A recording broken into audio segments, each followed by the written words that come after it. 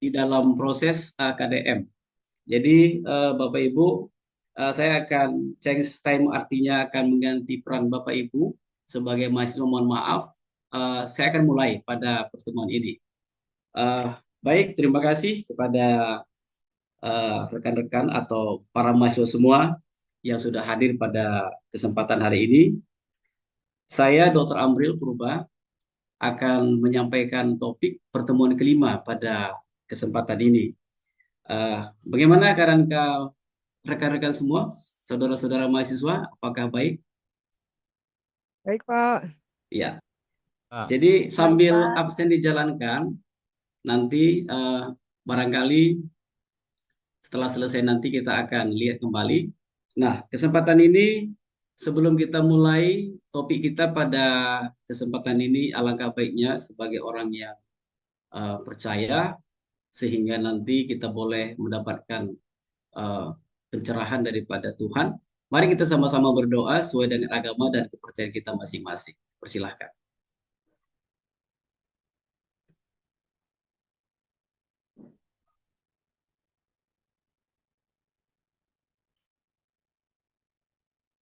Baik, doa selesai. Selamat siang kepada para mahasiswa kedokteran yang berbahagia pada hari ini. Hari ini topik yang sangat menarik tentunya di dalam fungsi sebagai seorang dokter atau tenaga laboratorium medik, yaitu tentang fisiologi darah. Namun apa yang sudah kita sampaikan pada pertemuan-pertemuan sebelumnya, ini kan sudah diterangkan tentang beberapa komponen-komponen daripada fisiologi. Ada sel, ada fisiologi daripada saraf yang memiliki peranan nantinya untuk pelajaran kita hari ini.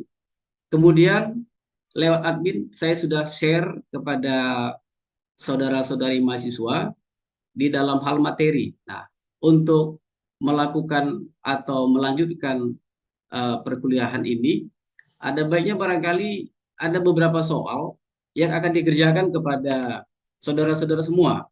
Nah, ini barangkali bisa saya tunjukkan soal-soal yang bisa barangkali dikerjakan kepada seluruh peserta yang hadir pada hari ini, rekan-rekan mahasiswa kedokteran. Ada 3 soal. Barangkali dalam beberapa menit bisa dilihat atau dijawab sebatas yang sudah dipelajari sesuai dengan share yang sudah saya sampaikan pada kesempatan yang lalu. Dipersilahkan.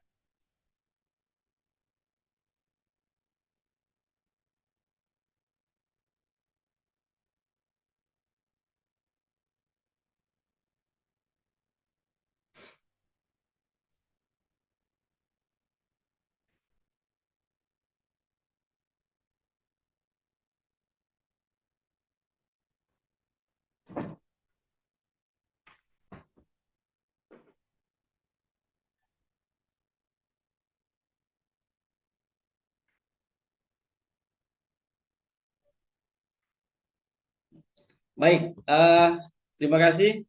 Nah, ini saya melihat bahwa ada yang sudah dikumpulkan. Saya barangkali bertanya dulu kepada eh, Mbak Okta ini ya, Mbak Okta Vina. Selamat sore, Mbak Okta. Sore, Bapak. Ya, kira-kira yang pertama ini eh, apa kira-kira yang Mbak ketahui tentang peran dan fungsi darah? Boleh kira-kira share? Oh, yang saya ketahui dari materi yang kemarin nggak apa-apa ya, Pak. Ya, silakan. Pak, fungsi darah untuk mengangkut ini, Pak, mengangkut oksigen, kemudian sari makanan ke tubuh, Pak. Ya, luar biasa. Bagus ya. Memang betul, itu nanti memang peran fungsi daripada secara makro. Nanti kita akan lihat secara mikro. Terima kasih Ibu atau Mbak Okta ya. Sama-sama. Kemudian barangkali kesempatan kedua kepada Pak Yanto barangkali, Mas Yanto. Silakan Mas.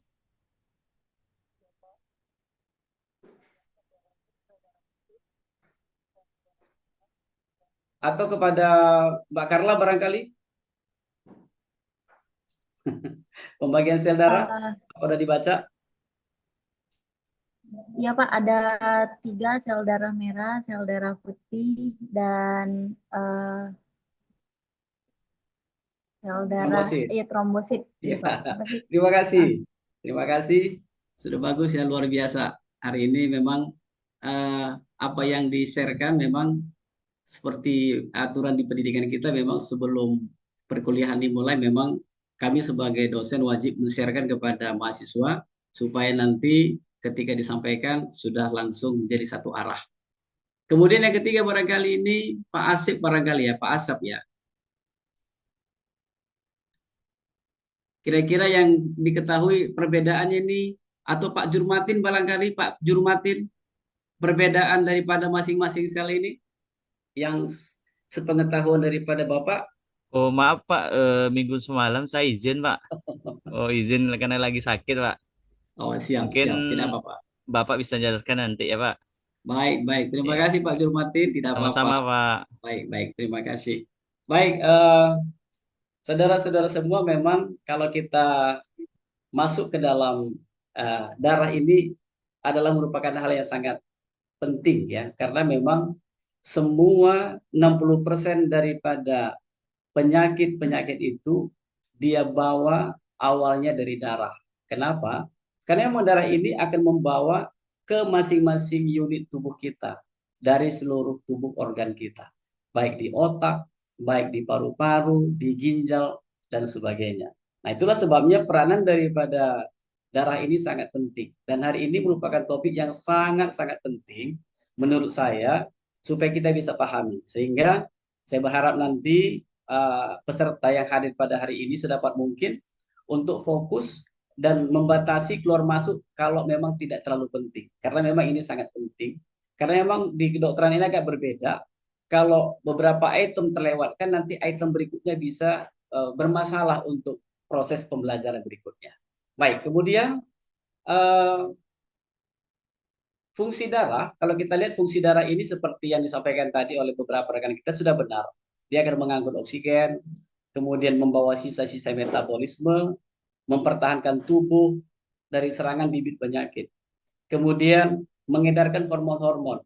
Barangkali ada pertanyaan, kenapa ya kalau kalau proses ini mohon maaf kepada kaum Hawa, kenapa menstruasi itu organnya di uterus, prosesnya itu kenapa dia bisa melibatkan darah? Karena memang kalau kita lihat yang memicu hormon itu nanti sampai ke organ reproduksi itu dibawa oleh darah. Hormon itu nanti akan masuk ke dalam sirkulasi darah. Kemudian sirkulasi darah akan membawa ke ovarium sehingga nanti ada proses yang namanya proses menstruasi dan seterusnya. Nah, ini barangkali peranan darah sangat penting. Nah, kemudian juga kalau ada infeksi, katakan barangkali Pak Jurmatin mungkin pernah terkena luka ini di bagian kaki ya Pak ya. Ada nggak kira-kira pengalaman ketika masih kecil di selangkangan paha kita ini maaf ada seperti berguli-guli benjolan. Nah, ini peranan daripada darah sebenarnya membawa kelenjerling itu ke sana. Sehingga darah ini bisa masuk ke seluruh sistem tubuh kita. Nah, kemudian menjaga stabilitas tubuh. Ini juga peran darah. Orang yang anemi ini bisa menimbulkan perubahan suhu tubuh. Orang anemi biasa akan terlihat sesak napas. Kenapa? Karena kita tahu nantinya darah ini akan mengikat oksigen. Oksigen ini nanti tidak sampai ke sel-sel tubuh kita. Maka dipaksalah paru-paru untuk kebutuhan oksigen. Maka akibatnya sesak napas. Nah, kemudian keseimbangan asam basa, menghindari kerusakan dan mencegah perdarahan. Nah, seperti yang disampaikan Ibu tadi, yang terakhir yang saya tanya, apa fungsi darah? Dia sebagai pencegah perdarahan, trombosit.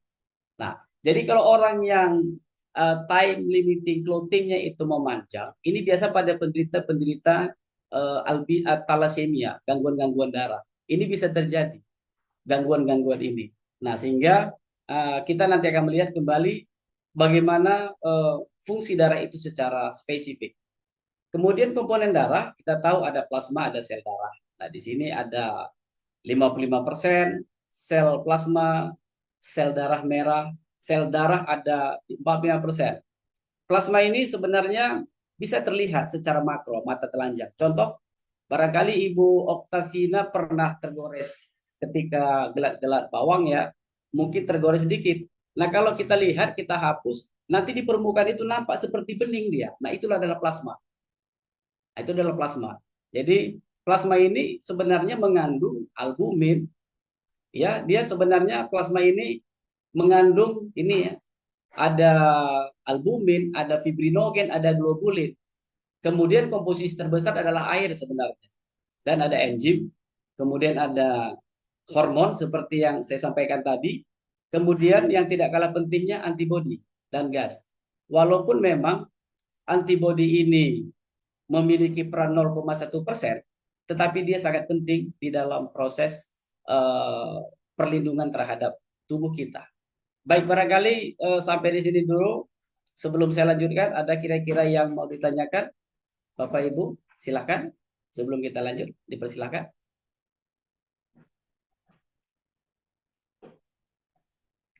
Semua sudah jelas kah? Gak apa-apa, Bapak Ibu jangan terlalu terlalu tegang, rileks saja. Pak Yanto, apa kira-kira yang mau ditanyakan Pak? Apakah kecepatan yang saya sampaikan atau kelambatan biar bisa saya atur frekuensinya Pak?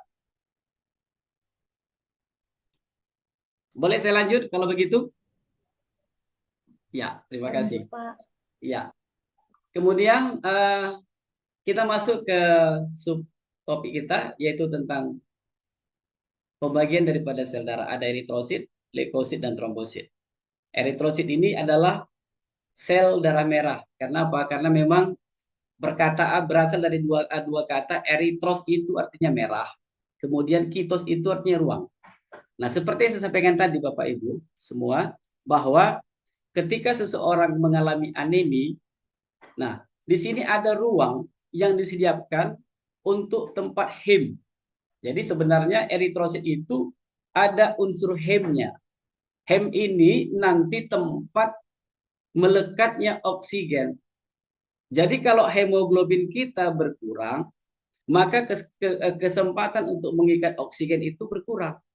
Dan akhirnya nanti orang-orang yang anemi yang pertama, dia akan sesak napas. Kalau pada balita akan terjadi gangguan pertumbuhan dan perkembangan. Nah, kemudian pada orang-orang yang mengalami proses penuaan, dia akan terjadi gangguan-gangguan tersebut. Kenapa? Memang eritrosit ini mengikat oksigen yang diberi oleh hem ini sendiri. Sehingga nanti kalau kita lihat orang-orang yang keracunan karbon monoksida seperti yang keluar dari gas asap daripada kendaraan itu 4 kali lipat akan lebih berbahaya daripada orang yang perokok aktif. Kenapa? Karena ketika orang yang menghirup karbon monoksida, dia tidak akan memberikan kesempatan pada hem untuk mengikat oksigen.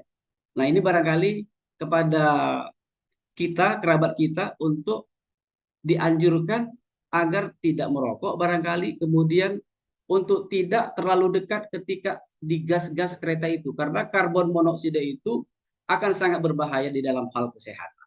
Ini barangkali pengertian daripada eritrosit. Nah, kemudian kalau eritrosit, nah ini umurnya 120 hari. Ini barangkali relevansinya dengan tugas-tugas sebagai seorang dokter. Kenapa dianjurkan manusia itu untuk paling lama 6 bulan sekali donor darah? Ini dia relevansinya Bapak Ibu. 120 hari adalah tempo sekian bulan. Lebih kurang 120 bagi 3, 4 bulan. Kenapa diberikan rekomendasi 6 bulan? Karena memang sel darah merah akan kembali muncul, kembali aktif ketika umur 120 hari. Jadi ada batas waktunya sekitar 1-2 bulan. Maka diberi batas waktu selama 6 bulan. Nah, ini anjuran daripada dokter. Ada pertanyaan barangkali, apakah tidak berbahaya nih dok, kalau seandainya setiap tahun 2 kali dilakukan donor darah? Jawabannya tidak. Kenapa? Semakin bagus kita melakukan itu, maka akan terjadi regenerasi daripada eritrosit. Barangkali seperti itu. Mungkin sampai di sini dulu. Ada kira-kira pengalaman Bapak Ibu? saudara-saudara sebut tentang donor darah? Dipersilakan pertanyaannya. Monggo.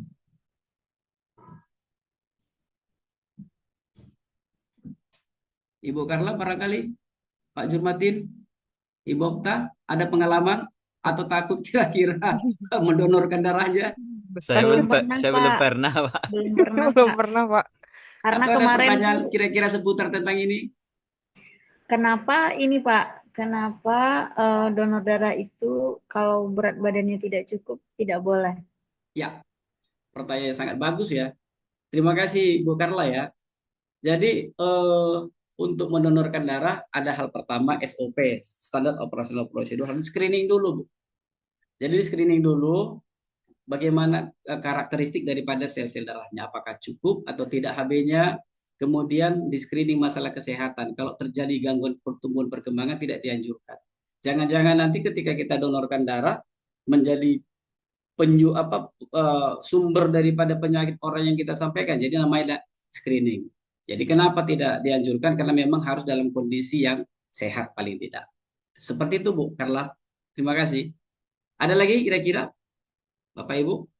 Kemudian oke, kalau tidak ada kita lanjut ke ini ya. Bagaimana oksigen itu akan ditangkap oleh hemoglobin.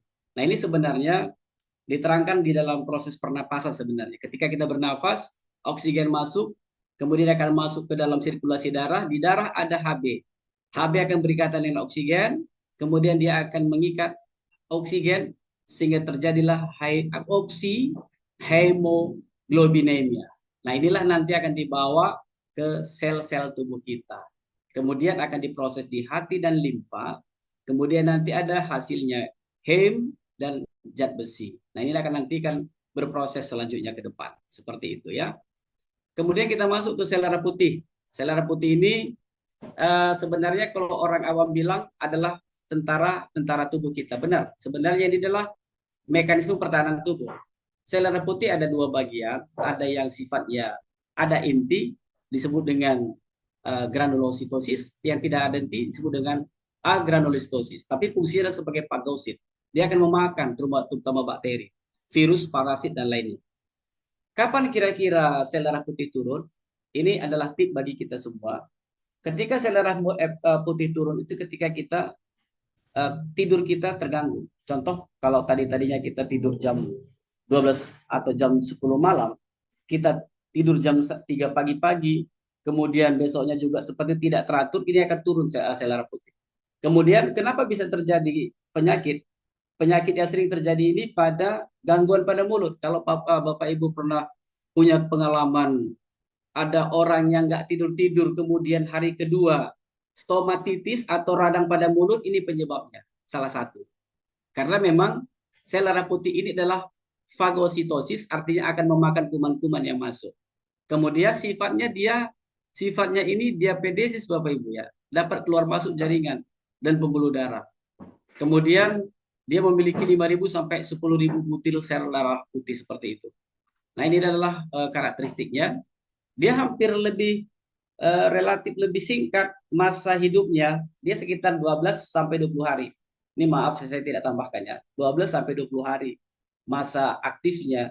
Jadi yang paling panjang itu interval life-nya itu, hidupnya itu adalah sel darah merah. Sel darah putih hanya 12 hari dan dia berinti. Kemudian pembagiannya tadi seperti saya katakan tadi, ada yang granulosit, ada yang agranulosit. Kemudian agranulosit ini ada limfosit, monosit, neutrofil, eosinofil, basofil. Nah, ini semua adalah peran-peran daripada masing-masing sel darah tersebut. Bagaimana kita lihat? Kita akan lihat yang pertama adalah limfosit. Ini adalah bentuk gambar daripada limfosit. Dia diameternya lebih kurang 6 sampai 14 mikron. Sangat kecil.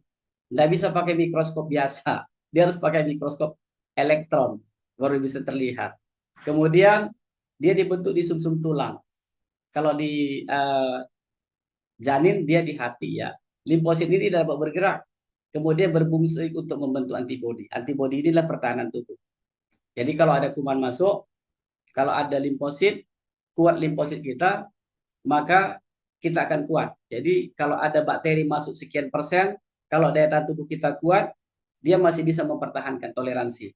Tapi kalau orang yang limfositnya turun, ketika diberikan efek perlakuan yang sama seperti itu, orang tersebut akan sakit, kita tidak sakit karena limfosit kita lebih kuat. Seperti itu. Kapan ini bisa terjadi muncul penurunan limfosit, monosit, sel darah putih tadi? Ketika ada pasien-pasien kasus HIV/AIDS. Nah, jadi kalau HIV/AIDS sebenarnya yang mengalami masalah itu antibodinya turun, sehingga flu pilek saja bisa membawa dia pada kematian. Sebenarnya penyakit yang sangat urgen tidak ada, tapi karena sel darah putih begitu down dan drop, ini akan menyebabkan begitu ada bakteri, efek perlakuan yang dia terima di lingkungan yang menyebabkan proses fatal tersebut. Nah, kemudian kalau kita lihat monosit, ini adalah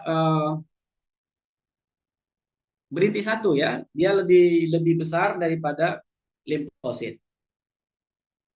Ya, ini neutrofil aktif selama 6 sampai 20 jam. Kemudian eosinofil ini memiliki inti. Dari semua jenis daripada leukosit tadi, yang paling lemah adalah eosinofil. Yang paling lemah. Yang lainnya semua bagus, semua kuat untuk melakukan fagositosis. Dan yang terakhir di sini adalah basofil ya. Basofil ini bentuknya bulat. Ini dia akan terakumulasi dalam cairan interstisial. Cairan interstisial di sini, Bapak Ibu, saya mau terangkan adalah tempat di mana cairan itu berada di antara sel dengan sel. Sehingga nanti kalau misalnya Bapak Ibu ada proses penyembuhan luka contohnya, kalau pernah punya pengalaman, ada proses gatal seperti itu mau sembuh, nah ini peran daripada basofil seperti itu. Mungkin Pak Yanto pernah pengalaman barangkali ada luka, kemudian beberapa hari mau sembuh dia ada gatal-gatal nggak Pak? Kira-kira pernah pengalaman seperti itu?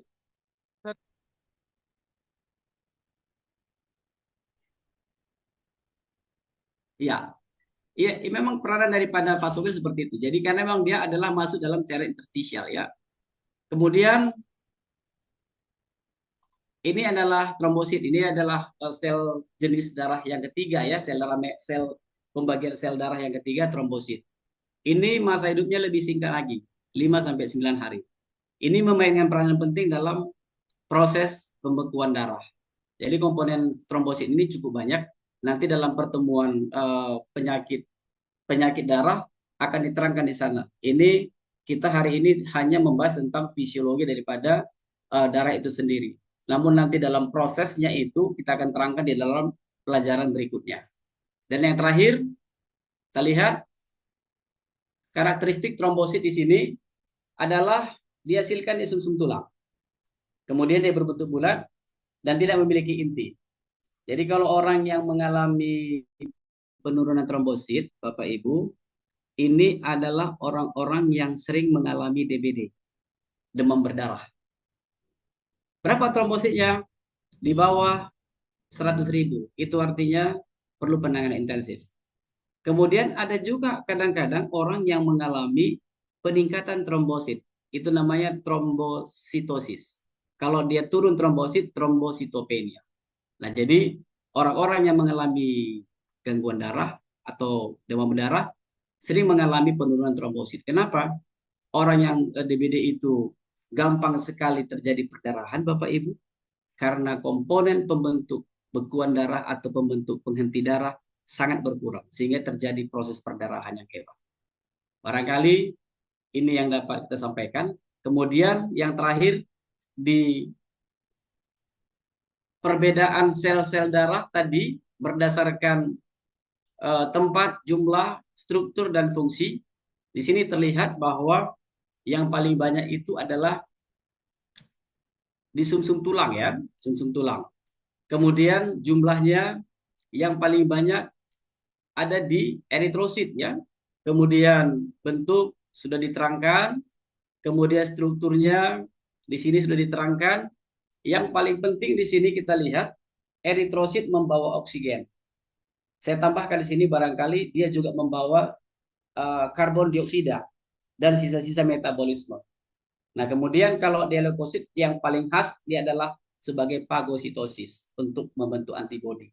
Kemudian kalau trombosit, intinya dia di sana adalah sebagai faktor-faktor pembekuan darah. Jadi saya pikir Bapak Ibu, saudara-saudara semua, ini yang dapat saya sampaikan pada kesempatan ini. Saya beri kesempatan pada Bapak Ibu untuk barangkali bertanya. Ada hal-hal yang perlu ditanyakan supaya kita sharing. Terima kasih. Dipersilakan Bapak Ibu. Izin bertanya, Dok. Silakan. Kalau tadi kan dijelaskan kalau seandainya sel darah merah itu usianya 120 hari. Ya, Dan kalau seandainya pada wanita, itu dia bisa keluar melalui darah kotornya itu melalui menstruasi. ya, Nah, ya. bagaimana dengan laki-laki, Dok? Oh, iya. Terima kasih, Itulah Dok. sebabnya, ya. Masih ada lagi, Pak? Izin, maaf. Ya. Pertanyaannya sangat-sangat bagus ya, luar biasa.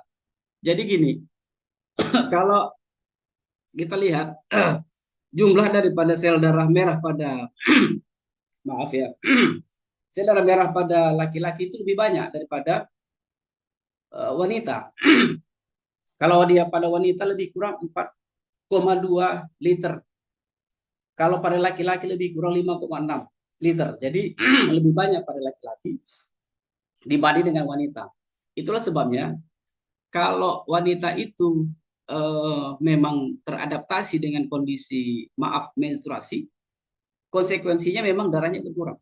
Maka jangan pernah salahkan sebenarnya kalau kaum wanita itu selalu meminta perlindungan pada laki-laki karena memang laki-laki itu jumlah darahnya lebih banyak, kapasitas ototnya lebih banyak, paru-parunya lebih banyak, ginjalnya lebih banyak seperti itu. Maka kita wajib sebenarnya melindungi kaum wanita karena jumlah volume darahnya itu berkurang. izin ya, seperti itulah barangkali ya. Thank you, terima kasih. Bagus pertanyaannya. Ada lagi kira-kira akan lebih baik barangkali ditanyakan lagi. Silakan. Ibu Okta barangkali ada yang mau ditanyakan, Bu. Izin bertanya Pak, kalau untuk pasien yang gagal ginjal kemudian cuci darah itu berarti yang dicuci bagian darah yang apa ya Pak? Terima kasih. Oh ya, bagus. Saya pikir pertanyaan sangat luar biasa bagus ya. Sebenarnya cuci darah atau cuci apa namanya itu ya? Cuci ginjal itu sebenarnya disebut dengan hemodialisa. Bukan darahnya dicuci sebenarnya. Jadi orang yang sudah mengalami gagal ginjal, kan dia nggak berfungsi ginjalnya untuk membuang sisa-sisa metabolisme. Jadi diambillah satu alat namanya hemodialisa oleh suatu kondisi, disitulah ginjalnya berfungsi. Jadi karena ginjal pada orang tersebut tidak berfungsi, ginjalnya dibuat ginjal buatan di hemodialisa. Jadi yang dicuci artinya dipisahkan, didialisat, Bu. Jadi yang mengandung ureum, kreatinin, karbon dioksida, karbon-karbon yang merusak sel-sel tubuh kita, di alat tersebut berhenti dia. Kemudian nanti akan bersirkulasi dari lagi masuk ke darah kita melalui pena pembuluh darah kita, akan menjadi darah yang bersih. Itu maksudnya cuci darah. Tapi bukan di rinso, tapi Iya, ada proses laundry. hemodialisa seperti Oh, itu. bukan di laundry ya Pak. Oke, Iya, bagus enggak. paham. Thank you Ya, Bu Okta, oke. thank you. Terima kasih Dok. Yuk, siap. Kira-kira masih ada lagi kah Bapak Ibu yang mau didiskusikan? Karena memang sebentar lagi Bapak Ibu, saudara-saudara semua akan berpraktek di rumah sakit. Ini akan banyak sekali kasus-kasus yang akan dihadapi yang berkaitan dengan darah. Jadi saya pikir dokter itu 100% wajib tahu tentang darah, tidak 99, 100% harus tahu. Supaya nanti ketika menyampaikan semua instruksi daripada diagnosis kepada pasien, pasien percaya sehingga mereka bisa sembuh seperti itu. Kalau tidak ada lagi, terima kasih kepada kita semua. Semoga kita diberkahi dan saya akan berikan penugasan untuk pertemuan berikutnya nanti. Saya akan kasih tugas nanti dilihat animasi daripada bagaimana hemoglobin dan oksigen bekerja. Nanti boleh dilihat di YouTube kedokteran yang ada banyak sekali supaya nanti Bapak Ibu lebih paham nanti bagaimana proses itu berlangsung. Saya pikir demikian waktunya. Terima kasih banyak. Ya, selamat siang bagi kita semua. Izin. Yang Dok.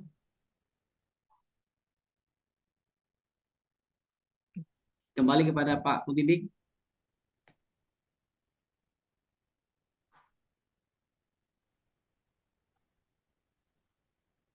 Sudah ya? Siap, Pak Dokter. Silakan pengamat. Ada Ibu Nida dengan Ibu Karla ya.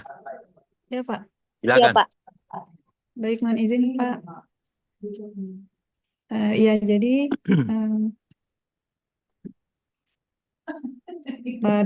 Pak Dokter, mohon izin saya diberi tugas untuk menjadi pengamat khususnya untuk keterampilan dasar mengajar, yaitu menjelaskan. Saya rasa menjelaskan ini pasti kemampuan yang dimiliki setiap dokter ya, Dok. Karena Siap. pasti kan dokter itu menjelaskan kepada pasien tentang kondisi pasiennya.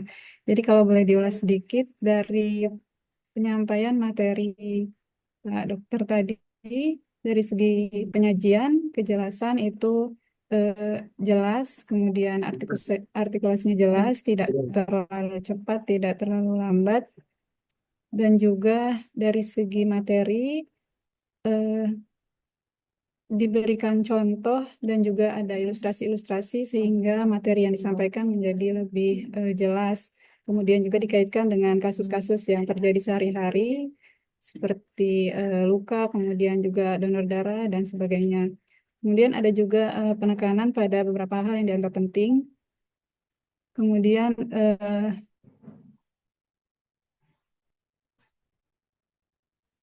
ada diberikan jeda sebelum masuk ke sub materi atau pembahasan berikutnya untuk memberikan kesempatan pada mahasiswa untuk bertanya. Kemudian juga diberikan feedback terhadap pertanyaan mahasiswa. Jadi secara keseluruhan dari segi penjelasan sudah sangat jelas dan juga materi yang disampaikan juga sangat bermakna gitu. Mungkin demikian dari saya, Pak Dokter. Terima kasih. Terima kasih, Bu. Baik, Assalamualaikum warahmatullahi wabarakatuh. Izin untuk pengamat yang kedua, saya diberi amanah. Mohon maaf, sebentar. Ya, jadi tadi secara keseluruhan Pak Dokter Amril sudah sangat bagus sesuai dengan kriteria dasar mengajar, mulai dari membuka absen, menanyakan kondisi mahasiswa, kemudian menjelaskan. Nah, menjelaskan ini adalah poin utama yang kami amati selaku pengamat dan sangat ini ya Pak, sangat jadi dari awal memberikan contoh yang simpel, kemudian mengajak mahasiswa berpikir, bernalar dengan contoh-contoh atau dengan hal-hal yang memang dialami oleh mahasiswa sendiri seperti kayak tadi donor darah atau kenapa terjadinya sakit seperti itu tuh, dan itu sangat runut, sistematis seperti itu, dan sudah sangat sesuai dengan komponen-komponen pada keterampilan mengajar, yaitu Bapak udah menjelaskan pokok-pokok materinya, terus sudah melihat karakter mahasiswanya, memberi kesempatan kepada mahasiswa untuk bertanya dan menjawab. Kemudian secara penyajian tadi kejelasan, contoh dan ilustrasi, penekanan dan feedback itu sudah sangat bagus dan interaktif, terjadi komunikasi dua arah antara Bapak dan mahasiswa. Kemudian secara relevansi contoh maupun materi bahasan yang Bapak berikan sudah sangat sesuai. Seperti itu Pak dari saya. Secara keseluruhan sangat bagus dan selamat kepada Pak Dokter Amril dan kita semua terima kasih yang sudah menyelesaikan peer teaching ini dan semuanya menyediakan waktu untuk saling mendukung antar kita. Terima kasih Bapak Ibu semuanya. Sekian dari saya. Assalamualaikum warahmatullahi wabarakatuh. Salam. Waalaikumsalam.